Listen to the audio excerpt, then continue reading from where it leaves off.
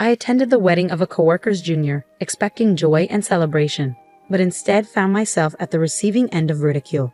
The bride openly belittled those she deemed less educated and financially disadvantaged, including myself for dropping out of school. Shockingly, my colleague, the groom, echoed her sentiments, mocking me alongside her.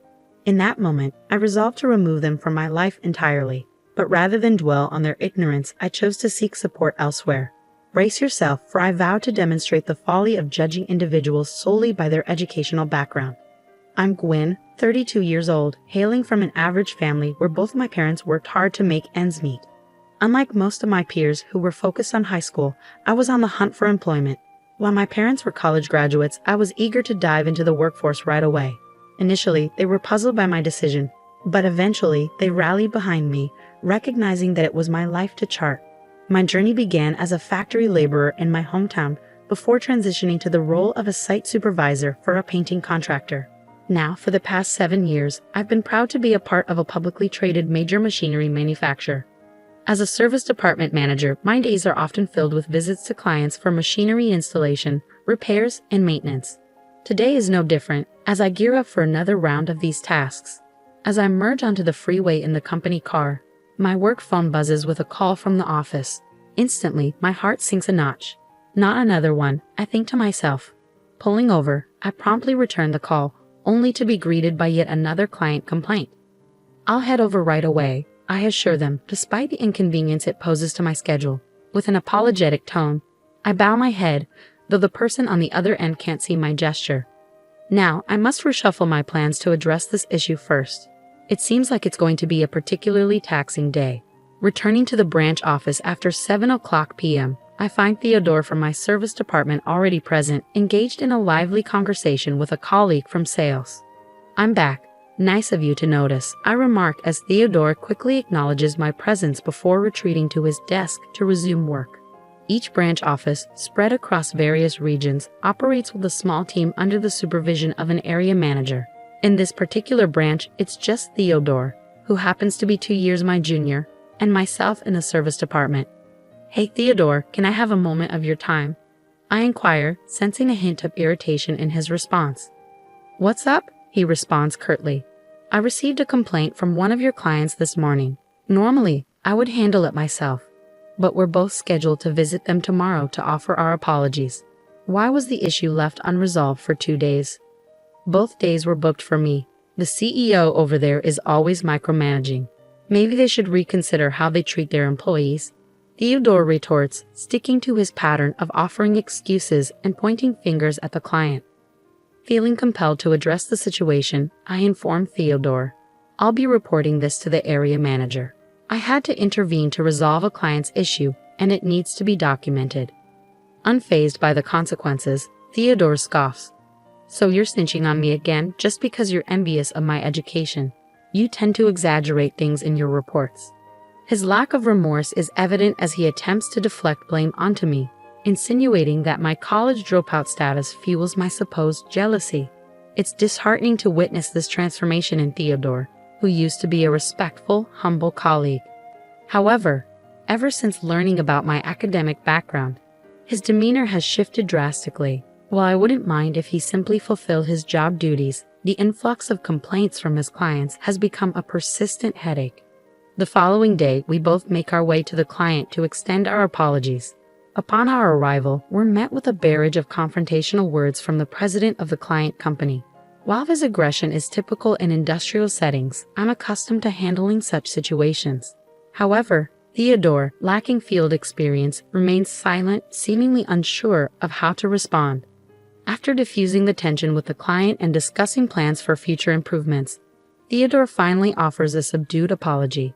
I expect him to be disheartened on our journey back, but to my surprise, he exhibits no signs of remorse.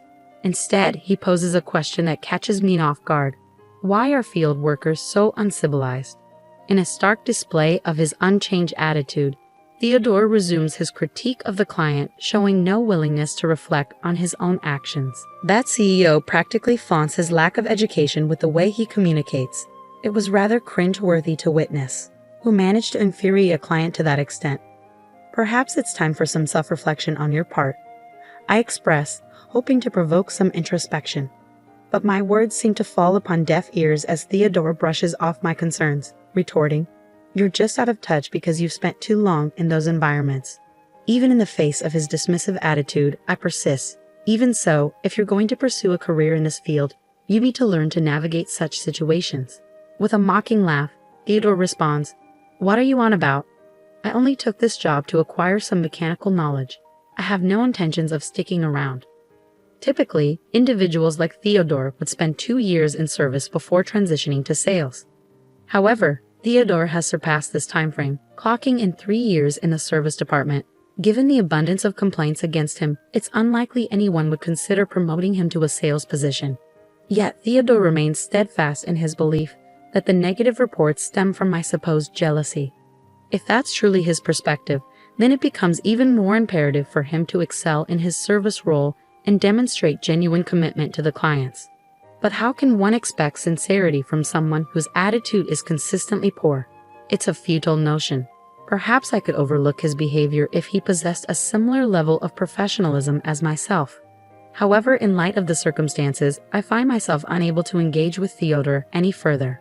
During a business trip tasked with setting up machinery, I encountered unexpected glitches during the test run, necessitating an overnight stay to address the issues.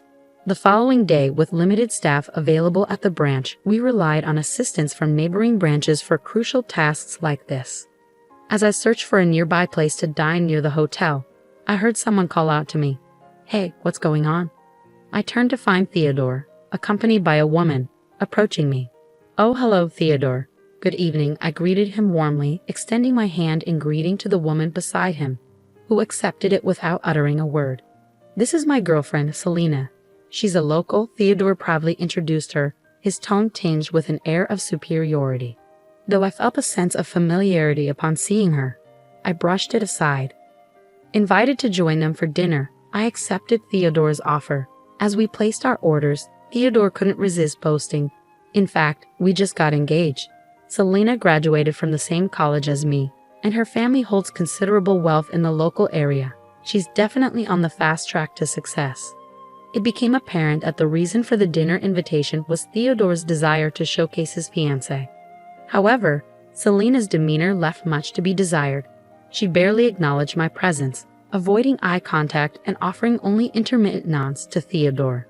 As dinner drew to a close, Theodore monopolized the conversation, leaving little room for others to contribute. When he excused himself to visit the restroom, I found myself alone with Selena. Breaking the silence, she spoke with a hint of chilliness in her voice. "I've heard quite a bit about you from Theodore." Her gaze bore into mine, suggesting that Theodore hadn't been singing my praises. "You seem to believe your managerial role is significant just because you've been with the company a bit longer. Could you please refrain from hindering Theodore's career?" Acknowledging her perspective, I replied calmly, "Certainly, the role of manager is attainable through years of service and commendable performance. As our direct boss is also Theodore's area manager, I understand my position as a senior colleague." Recognizing the futility of further discussion, I chose to let the matter rest. Upon Theodore's return, he avoided making eye contact and proceeded as though nothing had transpired between us. As I was bidding farewell, I casually inquired about our work plans for the following day. Theodore mentioned he'd be lending a hand at our branch. Despite sensing something amiss, I refrained from probing further, mindful of Selena's presence. The next day, I proceeded with troubleshooting the test run as scheduled, only to find Theodore absent. Feeling uneasy, I discreetly approached the area manager, seeking clarity on Theodore's whereabouts. Upon investigation, it surfaced that on the day I encountered Theodore and his girlfriend, they were supposed to be on a business trip requiring an overnight stay. This revelation pointed to a clear case of misrepresentation.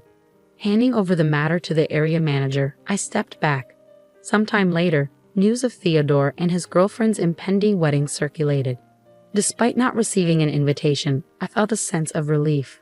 However, a week prior to the ceremony, the area manager unexpectedly requested my attendance, serving as a replacement for Theodore.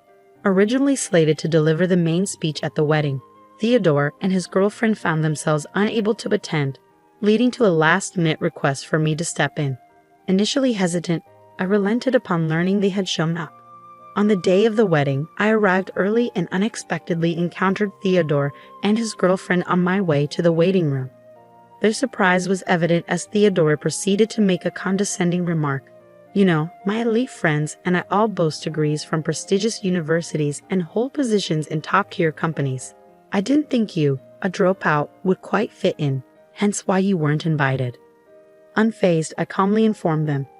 I've been asked to speak on behalf of the area manager, who will be arriving late. Once they're here, I'll step aside. Their expressions turned pale at this revelation. Seemingly threatened by the prospect of a dropout delivering a speech, Theodore attempted to assert dominance. Are you trying to embarrass me by having someone like you speak? If the area manager can't make it, there's no need for a speech. Leave now, he commanded. Cut ties with my husband, you uneducated pauper, his girlfriend interjected, the laughter that followed echoing through the corridor as they disappeared into the waiting room, leaving me stunned.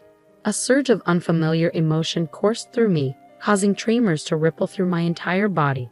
If severing ties was what they desired, then so be it. I opted to keep a low profile, biding my time until it was my moment to speak. At last, the opportunity arrived.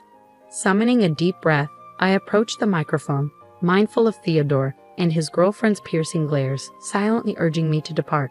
Ignoring their silent demands, I began my speech. Congratulations on your wedding. But if you expected me to stick to the usual pleasantries, you're gravely mistaken. Theodore's performance in his role isn't exactly praiseworthy, but on this celebratory occasion, decorum demands that I offer only the highest commendations. With forced enthusiasm, I addressed the room. To our esteemed graduate, Theodore, I must say, your ability to amass customer complaints at work is truly remarkable. Your unwavering arrogance and refusal to accept responsibility, always quick to shift blame onto our clients, truly highlights your resilience. I must admit, I am consistently astounded. Before I can continue, a sudden interruption disrupts the atmosphere. Standing up beside a visibly flustered Theodore, his partner interjects, "Stop it now. You were supposed to sever ties with Theodore. Cease this bullying." Despite the commotion, I press on with my speech, albeit with a touch of irony. Our distinguished graduate, Theodore, certainly knows how to leave an impression. He's been fabricating business trips to spend time with her and fraudulently claiming expenses for it. It's a blatant case of embezzlement, I assert, my tone firm and unwavering. Cut it out, you're fabricating all of this. Theodore's face flushes crimson with anger as he advances towards me. His partner joins in, her voice echoing through the chaos. What evidence do you have for these accusations? Are you out of your mind? As the room spirals into pandemonium, the MC nervously intervenes, urging me to cease. In that moment, just as I ponder whether this is the end of the ordeal, the door bursts open with a resounding bang. The sudden silence that follows is broken only by the entrance of the area manager and the president of the client company. The bride's complexion drains of color as she observes the president making a beeline for the bride and groom's table. So your claim of wanting to leave your job to marry me was all a fabrication, I state, the disappointment evident in my voice. As it turns out, she had been working as a hostess at the club.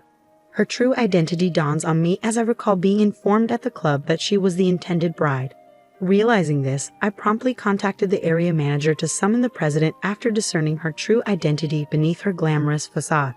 I provided you with financial assistance to help you quit your job and settle your debts, and yet you vanish only to plan a marriage with someone else. I continue, addressing her directly in the presence of the composed president. Caught off guard, she is unable to conjure up any excuses in the face of the president's calm demeanor. Even Theodore was unaware of her employment at the hostess club. He strides back to her, his demeanor a mixture of shock and anger. "What's happening here?" he demands. In response, she fires back with venom. "You parade around like you're some elite, but you're nothing but a low-life criminal, worse than even a dropout. That dropout's just envious of me. It's all lies." As the tension escalates, the area manager calmly positions themselves between the two, maintaining a composed stance.